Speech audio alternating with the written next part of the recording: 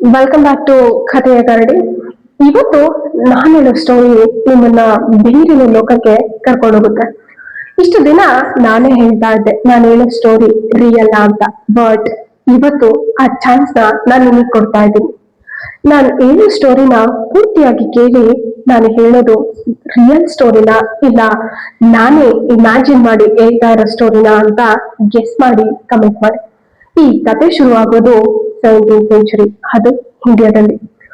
ಇಂಡಿಯಾದಲ್ಲಿ ರಾಜಸ್ಥಾನ ಅನ್ನೋ ಸ್ಟೇಟ್ ಇದೆ.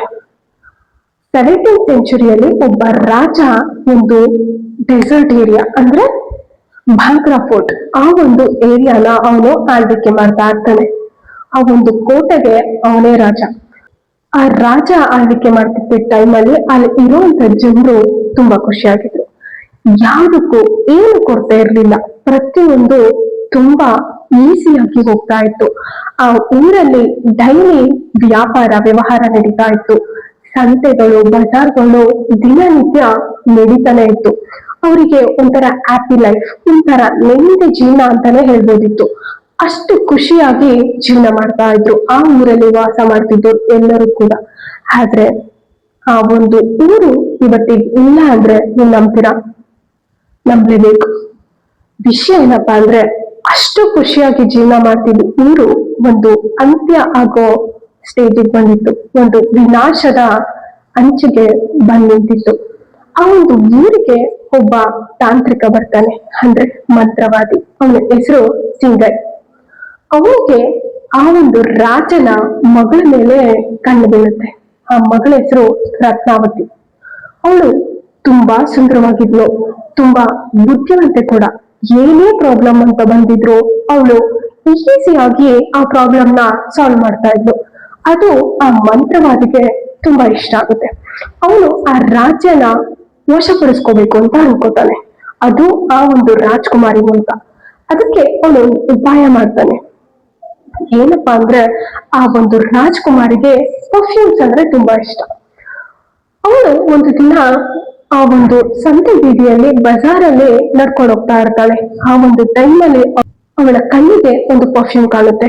ಆ ಪರ್ಫ್ಯೂಮ್ ಸ್ವಲ್ಪ ಅಟ್ರಾಕ್ಟಿವ್ ಆಗಿರುತ್ತೆ. ಅದಕ್ಕೆ ಆ ರಾಜ್ಕುಮಾರಿ ಆ ಪರ್ಫ್ಯೂಮ್ ನ ತಗೋತಾಳೆ. ಆದ್ರೆ ಈ ಕಥೆಯಲ್ಲಿ ಸ್ವಲ್ಪ ಟೆಸ್ಟ್ ಇದೆ. ಆ ಒಂದು ಪರ್ಫ್ಯೂಮಿಗೆ ಸಿಂಗೈ ಆಲ್ರೆಡಿ ಮಂತ್ರ ಮಾಡಿ ಹಾಕಿದ್ದ. ಅವನಿಗೆ ಗೊತ್ತಿತ್ತು ಆ ರಾಜ್ಕುಮಾರಿ ಅದೇ ಪರ್ಫ್ಯೂಮ್ ನ ತಗೋತಾಳೆ ಅಂತ. ಅದಕ್ಕೆ ಅವನು ಮುಂಚೆನೆ ಆ ಒಂದು ಪರ್ಫ್ಯೂಮಿಗೆ ಮಂತ್ರ ಮಾಡಿ ಹಾಕಿದ್ದ. ಆ ಮಂತ್ರದಲ್ಲಿ ಏನಿತ್ತು ಅಂದ್ರೆ ಆ ಪರ್ಫ್ಯೂಮ್ ನ ಯಾರು ಯೂಸ್ ಮಾಡ್ತಾರೋ ಅವರು ಅವನ ಕೈವಶ ಹಾಕ್ತಾರೆ. ಅವನು ಏನ್ ಕೇಳ್ತಾರೋ ಅದನ್ನೇ ಕೇಳ್ಬೇಕು ಅನ್ನೋ ರೀತಿ ಅವನು ಮಂತ್ರ ಮಾಡಿ ಆ ಪರ್ಫ್ಯೂಮ್ಗೆ ಹಾಕಿದ್ದ. ಅದನ್ನ ಆ ರಾಜ್ಕುಮಾರಿ ಕೊಂಡ್ಕೊತಾಳೆ. ರಾಜ್ಕುಮಾರಿ ಕೊಂಡ್ಕೊಂಡು ಯೂಸ್ ಮಾಡ್ತಾಳೆ ಅನ್ನೋ ಭ್ರಮೆಯಲ್ಲಿ ಆ ಒಂದು ಮಂತ್ರವಾದಿ ಇರ್ತಾನೆ. ಆದ್ರೆ ಆ ರಾಜ್ಕುಮಾರಿ ಎಂದು ಮುಂದೆ ಆ ಒಂದು ಪರ್ಫ್ಯೂಮ್ ನ ನೆಲ ಬೀಸಾಕ್ತಾಳೆ. ಯಾಕಂದ್ರೆ ಆ ರಾಜ್ಕುಮಾರಿಗೆ ಆ ಸತ್ಯ ಮೊದ್ಲೇ ಗೊತ್ತಿರುತ್ತೆ. ಅದನ್ನ ಮಂತ್ರ ಮಾಡಿ ಹಾಕಿದ್ದಾರೆ ಅನ್ನೋದು ಅವಳಿಗೆ ಮೊದ್ಲೇ ತಿಳಿದಿರುತ್ತೆ. ಅದಕ್ಕೆ ಅವಳು ಆ ಒಂದು ಪರ್ಫ್ಯೂಮ್ ಬಾಟಲ್ ನ ನೆಲದ ಮೇಲೆ ಹೊಡೆದಾಕ್ಬಿಡ್ತಾಳೆ. ಈಗ ಆ ಮಂತ್ರ ಕೆಳಗ್ ಬಿದ್ದಿದ್ರಿಂದ ಅದು ರಾಕ್ ಆಗಿ ಕನ್ವರ್ಟ್ ಆಗುತ್ತೆ. ಅಂದ್ರೆ ಈಗ ಅವನು ಏನು ಮಂತ್ರ ಮಾಡಿದ್ನೋ ಅದು ಅವನಿಗೆ ಉಲ್ಟಾಗುತ್ತೆ, ಅವನ ಜೀವಕ್ಕೆ ಆಪತ್ತರುತ್ತೆ. ಅವನು ಸಾಯೋ ಸ್ಟೇಜಿಗೆ ಬರ್ತಾನೆ. ಆ ಟೈಮಲ್ಲಿ ಅವನು ಒಂದು ಶಾಪ ಹಾಕ್ತಾನೆ, ಈ ಊರು ಸರ್ವನಾಶ ಆಗುತ್ತೆ ಅಂತ. ಇಲ್ಲಿರೋ ಯಾರೂ ನೆಮ್ಮದಿಯಾಗಿರಲ್ಲ, ಎಲ್ಲರೂ ಅನಾರೋಗ್ಯದಿಂದ ಸತ್ತೋಗ್ತೀರಾ. ಇಲ್ಲಿ ಯಾರು ಮುಂದೆ ಯಾವ ಒಬ್ಬ ವ್ಯಕ್ತಿನೂ ಇಲ್ಲಿ ಜೀವನ ಮಾಡೋದಿಲ್ಲ ಅಂತ ಅವನು ಶಾಪ ಹಾಕ್ತಾನೆ. ಅವನು ಆ ಶಾಪ ಹಾಕಿ ಸತ್ತೋಗ್ತಾನೆ. ನಿಮಗೆ ಅನ್ಸುತ್ತಾ ಈ ರೀತಿ ಮಂತ್ರವಾದಿ ಯಾರೋ ಒಬ್ರು ಈ ತರ ಶಾಪ ಹಾಕಿದ್ರೆ ರಿಯಲ್ ಆಗಿ ಅವ್ನು ಹೇಳಿರೋದು ನಡೆಯುತ್ತಾ ಅಂತ? ಕತೆ ನೋಡೋಣ. ನಡೆಯುತ್ತಾ ಅಂತ ಕತೆ ಗೊತ್ತಾಗುತ್ತೆ. ಹೀಗೆ ಸುಮಾರು ತಿಂಗಳಂಗೆ ಎಲ್ಲರೂ ಖುಷಿಯಿಂದಾನೇ ಜೀವನ ಮಾಡ್ತಾ ಇರ್ತಾರೆ. ಆದ್ರೆ ಸುಮಾರು ತಿಂಗಳಾದ ಮೇಲೆ ಎಲ್ಲ ಇಡೀ ರಾಜ್ಯದ ವಾತಾವರಣ ಚೇಂಜ್ ಆಗುತ್ತೆ. ಪ್ರತಿ ಒಂದನ್ನು ಬದಲಾಗುತ್ತೆ. ವ್ಯಾಪಾರ ವ್ಯವಹಾರಗಳು ನಿಧಾನವಾಗಿ ಒಂದೊಂದೇ ಕಮ್ಮಿ ಆಗ್ತಾ ಬರುತ್ತೆ. ಆ ರಾಜ್ಯದ ಮೇಲೆ ಒಬ್ಬ ಬೇರೆ ದೇಶದ ರಾಜ್ಯ ಅಟ್ಯಾಕ್ ಮಾಡ್ತಾನೆ. ಯುದ್ಧದಲ್ಲಿ ತುಂಬಾ ಜನ ಸತ್ತೋಗ್ತಾರೆ. ತುಂಬಾ ಜನಕ್ಕೆ ಅನಾರೋಗ್ಯ ಬರುತ್ತೆ. ಅನಾರೋಗ್ಯದಲ್ಲಿ ತುಂಬಾ ಜನ ಸತ್ತೋಗ್ತಾರೆ. ಆ ಊರಲ್ಲಿ ನೆಮ್ಮದಿ ಅನ್ನೋದೇ ಇರೋದಿಲ್ಲ. ಪ್ರತಿ ಒಬ್ರು ಸಾಯೋದಕ್ಕೆ ಶುರು ಮಾಡ್ತಾರೆ. ಮಹಾರಾಣಿಯಿಂದ ಹಿಡಿದು ಆ ಒಂದು ರಾಜ್ಕುಮಾರಿ ರತ್ನಾವತಿ ಕೂಡ ಸತ್ತೋಗ್ತಾಳೆ. ಆ ಊರಲ್ಲಿ ಯಾರು ಉಳಿಯೋದಿಲ್ಲ. ಆ ಊರೇ ವಿನಾಶವಾಗೋಗುತ್ತೆ. ಇದಾದ್ಮೇಲೆ ಗೌರ್ಮೆಂಟ್ ಒಂದು ಡಿಸಿಷನ್ ತಗೊಳುತ್ತೆ. ಬೇರೆ ಒಂದು ರಾಜ್ಯದ ಜನರನ್ನ ವಲಸೆ ಕರ್ಕೊಂಡ್ಬಂದು ಆ ಊರಲ್ಲಿ ಇರೋದಕ್ಕೆ ಬಿಡ್ತಾರೆ. ಆದ್ರೆ ಕತೆ ವಿಚಿತ್ರ. ಆ ಊರಲ್ಲಿ ವಿಚಿತ್ರವಾದ ಸಂಗತಿಗಳು ನಡೆಯೋದಕ್ಕೆ ಸ್ಟಾರ್ಟ್ ಆಗುತ್ತೆ. ಹೆಜ್ಜೆ ಸೌಂಡು, ಮಾತಾಡ್ತಿರುವಂತ ಸೌಂಡು, ಶಾಡೋಗಳು, ಭಯ ಹುಟ್ಟಿಸುವಂತ ಧ್ವನಿಗಳು ಕೇಳಿಸೋದಕ್ಕೆ ಶುರುವಾಗುತ್ತೆ. ಬೆಳಗ್ಗೆಯಿಂದ ಸಂಜೆವರೆಗೂ ಎಲ್ಲಾ ಚೆನ್ನಾಗಿದ್ರು ನೈಟ್ ಆದ್ಮೇಲೆ ವಿಚಿತ್ರ ಘಟನೆಗಳು ಆ ಊರಲ್ಲಿ ಯಾರಿಗೂ ಜೀವನ ಮಾಡೋದಕ್ಕೆ ಬಿಡೋದಿಲ್ಲ. ಈಗ ಆದ್ಮೇಲೆ ಒಂದು ಗೌರ್ಮೆಂಟ್ ಡಿಸೈಡ್ ಮಾಡುತ್ತೆ ಈ ಒಂದು ಏರಿಯಾದಲ್ಲಿ ಯಾರು ಇರಬಾರ್ದು ಅಂತ.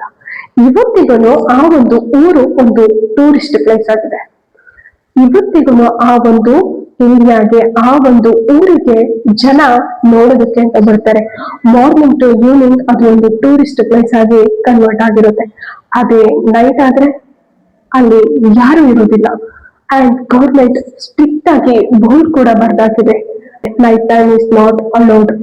ಸಂಜೆ ಮೇಲೆ ಯಾರು ಹೋಗ್ಬಾರ್ದು ಅಂತ ಗೌರ್ಮೆಂಟ್ ಕೂಡ ಅನೌನ್ಸ್ ಮಾಡಿದೆ. ಇದಿಷ್ಟು ಕತೆ ಅಂತ ನೀವ್ ಅನ್ಕೊಂಡ್ರೆ ಕತೆ ಈಗ ಶುರು ಆಗುತ್ತೆ. ಬ್ಯಾಂಗ್ಳೂರಲ್ಲಿ ಒಬ್ಬ IT ಕಂಪ್ನಿಯಲ್ಲಿ ವರ್ಕ್ ಮಾಡ್ತಿದ್ದ ಹುಡುಗ ಕಾರ್ತಿಕ್ ಯೂಶ್ವಲಿ ವೀಕ್ ಡೇಸ್ ಅಲ್ಲಿ ಸಿಕ್ಕಾಪಟ್ಟೆ ಹಾರ್ಡ್ ವರ್ಕ್ ಮಾಡ್ತಾನೆ. ವೀಕೆಂಡ್ ಅಲ್ಲಿ ಅವನಿಗೆ ಟ್ರಿಪ್, ಅದ್ರಲ್ಲೂ ಹಂಟಿ ಪ್ಲೇಸಿಗೆ ಹೋಗಿ ಎಕ್ಸ್ಪ್ಲೋರ್ ಮಾಡೋದು ಅಂದ್ರೆ ಕಾರ್ತಿಕ್ಗೆ ತುಂಬಾ ಇಷ್ಟ. ಅವನಿಗೆ ಹೇಗೋ ಈ ಒಂದು ಫೋರ್ಟ್ ಬಗ್ಗೆ ಇನ್ಫಾರ್ಮೇಶನ್ ಹೋಗುತ್ತೆ. ಈ ತರ ಭಾಂಗ್ರಾ ಫೋರ್ಟ್ ಇದೆ ಅನ್ನೋ ಒಂದು ಇನ್ಫಾರ್ಮೇಶನ್ ಹೋಗುತ್ತೆ ಅವನಿಗೆ. ಅವನು ಡಿಸೈಡ್ ಮಾಡ್ತಾನೆ ವೀಕೆಂಡ್ಗೆ ಅಲ್ಲಿಗೆ ಹೋಗ್ಬೇಕು ಅಂತ. ಅಂಡ್ ಅವ್ನು ಎಲ್ಲಾ ಇನ್ಫಾರ್ಮೇಶನ್ ಕಲೆಕ್ಟ್ ಮಾಡ್ತಾನೆ. ಅಲ್ಲಿ ಗೋಸ್ಟ್ ಇರುವಂತ ಸ್ಟೋರಿ ಆಗಿರ್ಬೋದು, ವಾಯ್ಸ್ ಕೇಳುವಂತ ಸ್ಟೋರಿ ಆಗಿರ್ಬೋದು, morning to evening tourist place ಆಗಿ ಕನ್ವರ್ಟ್ ಆಗೋದು. ಈವ್ನಿಂಗ್ ಆದ್ಮೇಲೆ ಅಲ್ಲಿ ಯಾರಿಗೂ ಎಂಟ್ರಿ ಇಲ್ಲ, ಪ್ರತಿ ಒಂದನ್ನು ಅವನು ಕಲೆಕ್ಟ್ ಮಾಡ್ತಾನೆ. ಅಂಡ್ ಆ ಜಾಗಕ್ಕೆ ಹೋಗ್ತಾನೆ. ಬೆಳಗ್ಗೆ ಹೋಗಿ ಅವನು ಪ್ರತಿ ಒಂದು ಫೋಟೋ ವಿಡಿಯೋಸ್, ಪ್ರತಿ ಒಂದು ಕೋಟೆದನ್ನು ವಿಡಿಯೋ ಮಾಡ್ತಾನೆ. ಪ್ರತಿ ಒಂದು ಏರಿಯಾನು ಅವನು ವಿಡಿಯೋ ಮಾಡಿ ಎಕ್ಸ್ಪ್ಲೋರ್ ಮಾಡ್ತಾನೆ. ಸಂಜೆ ಆಗುತ್ತೆ. ಸಂಜೆ ಆದ್ಮೇಲೆ ಗಾರ್ಡ್ಗಳು ಎಲ್ಲಾರನ್ನು ಹೊರಗಡೆ ಕಳಿಸ್ತಾರೆ. ಆದ್ರೆ ಕಾರ್ತಿಕ್ ಉಪಾಯ ಮಾಡಿ ಅಲ್ಲೇ ಬಚ್ಚಿಟ್ಕೋತಾನೆ. ಅವನು ಆ ಜಾಗದಿಂದ ಹೋಗೋದಿಲ್ಲ. ಅವನು ಅಲ್ಲೇ ಇರ್ಬೇಕು ಅಂತ ಪ್ಲಾನ್ ಮಾಡ್ಕೊಂಡು ಬಂದಿದ್ದ. ಗಾರ್ಡ್ಗಳಿಗೆ ಅವನು ಇಳ್ಕೊಂಡಿದ್ದೆ ಗೊತ್ತಾಗ್ಲಿಲ್ಲ. ಗಾರ್ಡ್ಗಳು ಅವ್ರ ಪಾಡಿಗೆ ಅವರು ಹೋಗ್ಬಿಡ್ತಾರೆ. ಇವನು ನೈಟ್ ಅಲ್ಲೇ ಸ್ಟೇ ಮಾಡೋ ಪ್ಲಾನ್ ಅಲ್ಲಿ ಇದ್ದಿದ್ರಿಂದ ಒಂದು ಟೆಂಟ್ ಸೆಟಪ್ ನ ಮಾಡ್ಕೊಂಡು ಹೋಗಿರ್ತಾನೆ. ನೈಟ್ ಆಗ್ತಾ ಬರುತ್ತೆ. ಹಾಗೆ ಸಂಜೆ ಇದ್ದಿದ್ದು ನೈಟ್ ಆಗುತ್ತೆ. ನೈಟ್ ಅಲ್ಲಿ ಅವನು ಹೊರಗಡೆ ಬರ್ತಾನೆ. ಆ ಒಂದು ಫೋರ್ಟ್ ಅಲ್ಲಿ ಯಾರು ಇರೋದಿಲ್ಲ. ಅವನು ಒಬ್ನೇ. ಅವನಿಗೆ ಭಯ ಆಗೋದಿಲ್ಲ. ಯಾಕಂತಂದ್ರೆ ಅವ್ನು ಮೊದ್ಲೇನೆ ಈ ರೀತಿ ತುಂಬಾ ಒಂದು ಪ್ಲೇಸಸ್ ನ ಎಕ್ಸ್ಪ್ಲೋರ್ ಮಾಡಿರ್ತಾನೆ. ಸೊ ಅವನಿಗೆ ಭಯ ಆಗೋದಿಲ್ಲ. ಅಂದ್ರೆ ಇನ್ನು ಮಧ್ಯರಾತ್ರಿ ಅವ್ನು ಬಂದು ರೋಡ್ ಮಧ್ಯೆ ಆ ಒಂದು ಫೋರ್ಟ್ ಮಧ್ಯೆ ತನ್ನ ಕ್ಯಾಮ್ರಾನ ಇಟ್ಟು ಮಾತಾಡೋದಕ್ಕೆ ಶುರು ಮಾಡ್ತಾನೆ. ಗೈಸ್, ನಾನಿಲ್ಲಿ ಬಂದಿದ್ದೀನಿ 12 ಗಂಟೆ. ಗೈಸ್, ನಾನಿವತ್ತು ಇಲ್ಲೇ ಸ್ಟೇ ಆಗಿದ್ದೀನಿ. 12 ಗಂಟೆ ಆಗಿದೆ. ಅಲ್ಲಿ ಯಾರು ಇಲ್ಲ. ಇಷ್ಟೇ ಅವನು ಹೇಳೋದು. ಇಷ್ಟು ಹೇಳಿದ ಕೂಡಲೇ ಅವನಿಗೆ ಒಂದು ಧ್ವನಿ ಕೇಳಿಸುತ್ತೆ. ಅಂದ್ರೆ ಯಾರೋ ಉಸಿರಾಡ್ತಾ ಇರೋ ಧ್ವನಿ ಕೇಳಿಸುತ್ತೆ.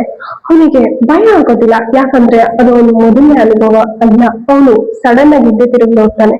ಯಾರು ಕಣ್ಣು ಕಾಣುತ್ತಿಲ್ಲ. ಅವನು ಅನ್ಕೊತಾನೆ ವಿಂಡೋ ಇರ್ಬೋದು ಅಂತ. ಸೊ ಗಾಳಿ ಶಬ್ದ ಅನ್ಕೊಂಡು ಅವನು ಅದನ್ನು ಸೀರಿಯಸ್ ಆಗಿ ತಗೊಳ್ಳೋದಿಲ್ಲ. ಹಾಗೆ ಮಾತಾಡ್ತಾ ಇರ್ತಾನೆ ಕ್ಯಾಮ್ರಾ ನೋಡ್ಕೊಂಡು. ಯೂಶ್ವಲಿ ಅವನು ಕ್ಯಾಮ್ರಾ ನೋಡ್ಕೊಂಡು ರೆಕಾರ್ಡ್ ಮಾಡ್ತಿರ್ಬೇಕಾದ್ರೆ ಅವನ ಫೇಸ್ ಕಡೆನೆ ಕ್ಯಾಮ್ರಾ ಇರೋದ್ರಿಂದ ಅವನಿಗೆ ಅವನ ಫೇಸ್ ಜೊತೆ ಇನ್ನೊಂದು ಶಾಡೋ ಕ್ಯಾಮ್ರಾದಲ್ಲಿ ಕಾಣುತ್ತೆ.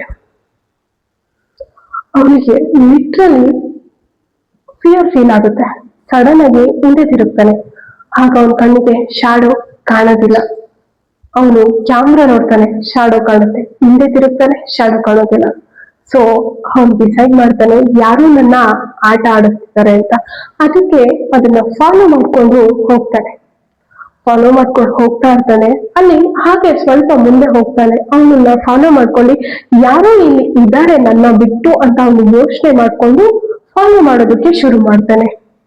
ಸ್ವಲ್ಪ ಮುಂದೆ ಹೋಗ್ತಾನೆ. ಅಲ್ಲಿ ಒಂದು ನಾರ್ಮಲ್ ರೂಮ್, ಮೀನ್ಸ್ ಯಾರೋ ವಾಸ ಮಾಡ್ತಿರೋ ತರ ಒಂದು ನಾರ್ಮಲ್ ರೂಮ್ ಸೆಟಪ್ ಆಗಿರುತ್ತೆ. ಅವನಿಗೆ ಕನ್ಫರ್ಮ್ ಆಗುತ್ತೆ ಇಲ್ಲಿ ಯಾರೋ ವಾಸ ಮಾಡ್ತಾ ಇದ್ದಾರೆ ಅಂತ. ಅವನು ಧೈರ್ಯ ಮಾಡಿ ಆ ರೂಮ್ ಒಳಗಡೆ ಹೋಗ್ತಾನೆ. ಆ ರೂಮ್ ಅಲ್ಲಿ ಒಂದು ಬ್ರೋಕನ್ ಆಗಿರೋ ಮಿರರ್ ಸಿಗುತ್ತೆ. ಅವನು ಆ ಮಿರರ್ ನ ನೋಡ್ತಾನೆ. ಈಗ ನಾವು ಆ ಮಿರರ್ ನ ನೋಡಿದ್ರೆ ಎಕ್ಸ್ಪೆಕ್ಟ್ ಮಾಡೋದು ನಮ್ಮ ಒಂದು ರಿಫ್ಲೆಕ್ಷನ್. ಆದ್ರೆ ಕಾರ್ತಿಕ್ ಆ ಮಿರರ್ ನೋಡಿದಾಗ ಅವನಿಗೆ ಅವನ ಮುಖ ಕಾಣೋದಿಲ್ಲ. ಅಲ್ಲಿ ಒಂದು ವೈಟ್ ಲೇಡಿ ಶಾಡೋ ಕಾಣುತ್ತೆ. ಅವನಿಗೆ ಭಯ ಆಗುತ್ತೆ. ಅವನು ಹಿಂದೆ ತಿರುಗಿ ನೋಡ್ತಾನೆ, ಶಾಡೋ ಕಾಣೋದಿಲ್ಲ. ಸಡನ್ ಆಗಿ ಮತ್ತೆ ಮಿರರ್ ನೋಡ್ತಾನೆ. ಆ ಮಿರರ್ ಅಲ್ಲಿ ಶಾಡೋ ಕಾಣುತ್ತೆ. ಆ ಶಾಡೋ ಅವನ ಹತ್ರನೇ ಮೂವ್ ಆಗ್ತಾ ಬರುತ್ತೆ. ಅವನಿಗೆ ಭಯ ಶುರುವಾಗುತ್ತೆ. ಅಲ್ಲಿಂದ ಅವನು ಓಡೋದಕ್ಕೆ ಶುರು ಮಾಡ್ತಾನೆ. ಎಷ್ಟು ಓಡಿದ್ರು ಅವನಿಗೆ ದಾರಿ ಸಿಗ್ತಿರಲ್ಲ. ಆ ಕೋಟೆ ಎಂಟ್ರೆನ್ಸ್ ಅವನಿಗೆ ಸಿಗೋದೇ ಇಲ್ಲ. ಬೆಳಗ್ಗೆ ಆಗುತ್ತೆ. ಬೆಳಗ್ಗೆ ಗಾರ್ಡ್ಗಳು ಆಸ್ ಯೂಶುವಲ್ ಆಗಿ ಆ ಕೋಟೆ ಹತ್ರ ಬರ್ತಾರೆ. ಆದ್ರೆ ಕೋಟೆ ಎಂಟ್ರೆನ್ಸ್ ಅಲ್ಲೇ ಕ್ಯಾಮ್ರಾ ಸಿಗುತ್ತೆ. ಆ ಕ್ಯಾಮ್ರಾ ಆಲ್ರೆಡಿ ರೆಕಾರ್ಡ್ ಆಗಿರುತ್ತೆ. ಅದನ್ನ ಆ ಗಾರ್ಡ್ಗಳು ನೋಡ್ತಾರೆ. ಅವರಿಗೆ ಒಂದು ಅನುಮಾನ ಹುಟ್ಟುತ್ತೆ, ಇಲ್ಲಿ ಯಾರಾದ್ರೂ ಉಳ್ಕೊಂಡಿದ್ರ ಅಂತ. ಇನ್ನೊಂದು ಅನುಮಾನ, ಸಂಜೆ ಹೋಗ್ಬೇಕಾದ್ರೆ ಯಾರಾದ್ರೂ ಮುಟ್ಟಾಗಿ ಬೀಳಿಸ್ಕೊಂಡು ಹೋಗಿರ್ಬೋದು ಅನ್ನೋ ಒಂದು ಡೌಟ್ ಇರುತ್ತೆ. ಅಂದ್ರೂ ಅವರು ಕ್ಯೂರಿಯಾಸಿಟಿಗೆ ಆ ಒಂದು ಕ್ಯಾಮ್ರಾನ ಆನ್ ಮಾಡಿ ನೋಡ್ತಾರೆ. ಅವನು ಬೆಳಗ್ಗೆ ರೆಕಾರ್ಡ್ ಮಾಡಿದ ವಿಡಿಯೋ ಇಂದ ಇದು ನೈಟ್ ರೆಕಾರ್ಡ್ ಮಾಡಿದ ವಿಡಿಯೋ ಕೂಡ ಅದ್ರಲ್ಲಿರುತ್ತೆ. ಆಗ ಗಾಡ್ಸಿಗೆ ಕನ್ಫರ್ಮ್ ಆಗುತ್ತೆ ಇಲ್ಲಿ ನೈಟ್ ಯಾರೋ ಉಳ್ಕೊಂಡಿದ್ರು ಅಂತ. ಅವರು ಆ ವಿಡಿಯೋನ ಪ್ಲೇ ಮಾಡ್ತಾ ಹೋಗ್ತಾ ಇರ್ತಾರೆ. ಕೊನೆಗೆ ಅವನು ಒಂದು ವಿಡಿಯೋದಲ್ಲಿ ಹೇಳಿರೋದು ಏನಪ್ಪಾ ಅಂತ ಅಂದ್ರೆ, ಇಲ್ಲಿ ಯಾರು ಇಲ್ಲ, 12 ಗಂಟೆ ಆಗಿದೆ, ನಾನು ಒಬ್ನೇ ಇದ್ದೀನಿ ಅಂತ ಹೇಳಿ ಮಾತು ನಿಲ್ಸಿರೋದು. ಆ ಒಂದು ಮಾತು ನಿಲ್ಸಿದಾಗ ಅವನ ಹಿಂದ್ಗಡೆ ಶಾಡೋ ಇರೋದು. ಆ ಒಂದು ಶಾಡೋನ ಆ ಗಾರ್ಡ್ಸ್ ನೋಡ್ತಾರೆ. ಸಡನ್ ಆಗಿ ವಿಡಿಯೋ ಗ್ಲಿಚ್ ಆಗುತ್ತೆ. ಗಾರ್ಡ್ಸಿಗೆ ಭಯ ಆಗುತ್ತೆ.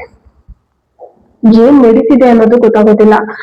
ವಿಡಿಯೋ ಗ್ಲಿಚ್ ಆಗಿ ವಿಡಿಯೋ ಕಟ್ ಆಯ್ತು ಅಂತ ಅನ್ಕೊಂಡಾಗ ಆ ವಿಡಿಯೋದಲ್ಲಿ ರತ್ನಾವತಿ ಕಾಣಿಸ್ತಾಳೆ. This is the story. ಈ ಕತೆ ಹೇಗಿತ್ತು ಅಂತ ಕಮೆಂಟ್ ಅಲ್ಲಿ ಹೇಳಿ. ಅಂಡ್ ಇದೇ ರೀತಿ ಒಂದು ಇಂಟ್ರೆಸ್ಟಿಂಗ್ ಸ್ಟೋರೀಸ್ ನಿಮಗೆ ಬೇಕು ಅಂತ ಅಂದ್ರೆ ನನ್ನ ಒಂದು ಯೂಟ್ಯೂಬ್ ಚಾನಲ್ ಕಥೆಯ ಕರಡಿನ ಸಬ್ಸ್ಕ್ರೈಬ್ ಮಾಡೋದನ್ನ ಮಾತ್ರ ಮರಿಬೇಡಿ. ಡೈಲಿ ವಿಚಿತ್ರ ಮಿಸ್ಟ್ರಿಯೊಂದಿಗೆ, ಒಂದು ಭಯಾನಕ ಕಥೆಯೊಂದಿಗೆ ನಾನ್ ಸಿಗ್ತೀನಿ. ಬೈ ಬಾಯ್.